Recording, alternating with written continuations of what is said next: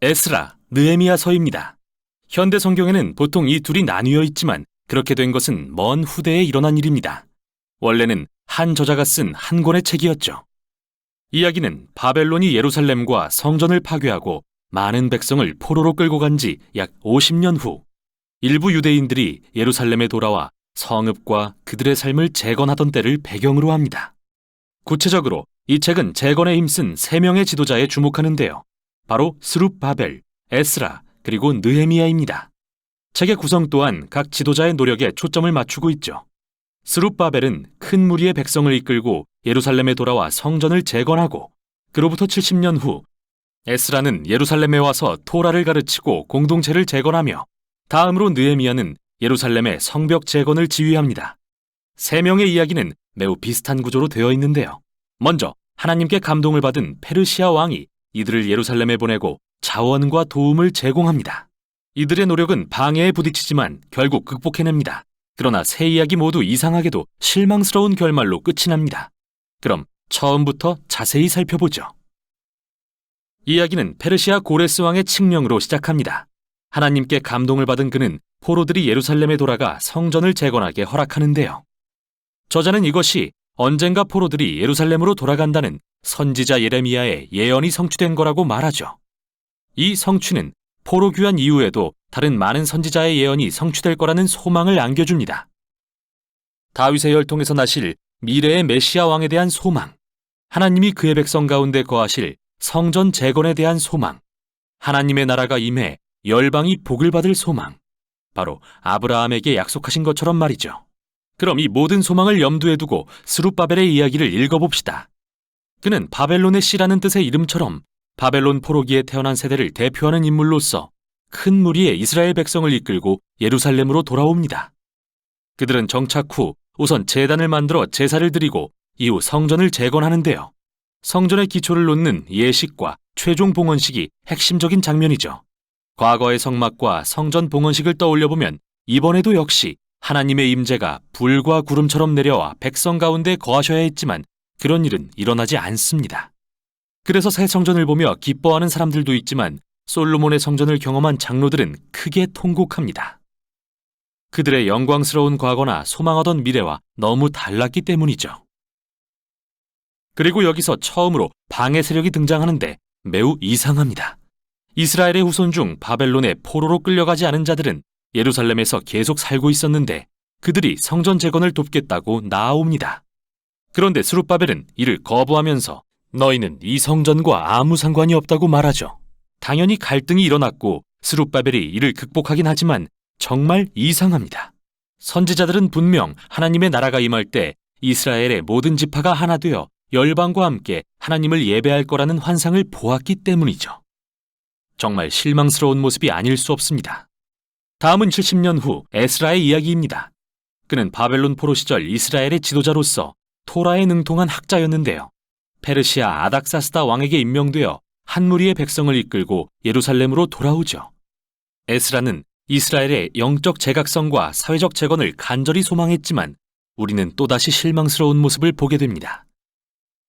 그는 귀환한 사람 중 다수가 기존에 예루살렘 주변에 살던 포로 출신이 아닌 여성들과 결혼한 사실을 알게 되었는데 그 중에는 유대인뿐 아니라 이방 여인들도 있었죠. 그러자 에스라는 율법의 계명을 들어 이스라엘은 거룩하니 고대 가나안 족속과 구별되어야 한다고 호소합니다. 예루살렘 주변에 살던 자들은 가나안 족속처럼 귀환한 이스라엘 백성을 타락시킬 거라고 하면서요. 그리고 에스라는 가슴을 치며 회개 기도를 드립니다. 그런데 그 후 그는 지도자들을 결집하고 법령을 시행해 이 모든 결혼을 무효화하고 이방 여인들과 아이들을 쫓아내도록 하죠. 하지만 이 법령은 이혼한 남성이 일부만 기록된 걸로 보아 부분적으로만 실행된 것을 알 수 있습니다. 이 이야기는 여러 면에서 매우 이상한데요. 먼저 하나님은 에스라에게 이런 일을 명령하신 적이 없습니다. 에스라가 이 법령을 만들도록 한 건 예루살렘 지도자들이었죠. 둘째, 당대의 선지자 말라기는 포로됐던 자들이 거룩히 구별돼야 한다고 했지만 하나님은 이혼을 미워하신다고도 했는데요. 이같이 법령에 의한 상반된 결과는 이 책에서 반복되는 실망스러운 결말과 일치합니다. 이제 느헤미야의 이야기입니다. 그는 페르시아 정부에서 일하는 유대인 관료였는데 예루살렘 성벽이 허물어졌다는 소식을 듣고 기도합니다. 결국 아닥사스다 왕에게 성벽을 재건하러 가라는 허락을 받고 심지어 무장한 호위병과 필요한 지원도 받아내죠. 예루살렘에 도착하여 재건 작업을 시작한 후 그 역시 예루살렘 주변 거류민들과 갈등을 겪습니다. 또다시 이야기에 긴장감이 감돌죠. 당대의 선지자였던 스가랴는 하나님 나라의 새 예루살렘에는 성벽이 없고 하나님의 임재가 가득하여 모든 민족이 와서 언약 백성이 될 것이라고 했는데 느헤미야는 정반대의 목적을 수행하고 있는 것 같습니다. 그는 주변 거류민들에게 너희는 예루살렘과 아무 상관이 없다고 말합니다. 이는 당연히 적대감을 불러일으켰죠. 느헤미야는 자신이 받은 소명을 참되고 용기 있게 수행했지만 늘 무장 상태를 유지해야 했습니다. 과연 이런 갈등이 다르게 해결될 수는 없었을까요? 이런 질문을 안고 책은 두 방향의 결론에 이릅니다. 먼저는 긍정적, 다음은 부정적입니다. 에스라와 느헤미야는 이스라엘의 영적 재각성을 위해 온 힘을 모았는데요. 귀환한 포로들을 축제에 한데 모아 7일 동안 온 백성에게 율법을 읽고 가르칩니다. 그리고 초막절을 지켜 출애굽과 광야의 여정에서 경험한 하나님의 신실하심을 기억합니다. 또한 자신들의 죄를 고백하고 언약을 갱신하고 율법의 계명을 모두 따르겠다고 맹세합니다. 그리고 성전과 예루살렘 성벽의 재건을 크게 기뻐하죠. 이게 전환점이 될 수도 있겠다 생각하시겠지만 아닙니다. 이 책은 정말 우울하게 끝납니다. 느헤미야는 성읍을 돌아보다가 백성들이 그들의 맹세를 잘 지키지 않는 걸 발견합니다. 스룹바벨이 애써 재건한 성전은 방치되어 소홀히 관리되고 자격 없는 자들이 돌보고 있고 에스라의 가르침이 무색하게 백성들은 율법을 어기고 안식일에 일을 하고 있죠. 심지어 그들은 느헤미야가 재건한 성벽 주위에 시장을 열고 안식일에 장사를 하고 있습니다. 결국 느헤미야는 화가 폭발합니다. 사람들을 때리고 머리털을 뽑으며 야단을 칩니다. 율법의 명령에 순종하시오. 그리고 마지막으로 하나님께 적어도 제가 노력했다는 것은 기억해 주시라고 기도합니다. 이렇게 끝나다니 너무 이상하죠. 물론 예상하긴 했지만요. 사실 이렇듯 실망스러운 결말은 의도적으로 배치된 것입니다. 그렇다면 이 책은 도대체 성경의 전체 줄거리와 어떤 관련이 있다는 걸까요? 기억하시죠? 우리는 이 책을 시작하면서 메시아, 성전, 하나님의 나라에 대한 예언적 소망을 품었습니다. 그러나 아무것도 이루어지지 않았습니다. 이스라엘이 포로에서 돌아왔다고는 해도 그들의 영적 상태는 이전과 다를 게 전혀 없었죠.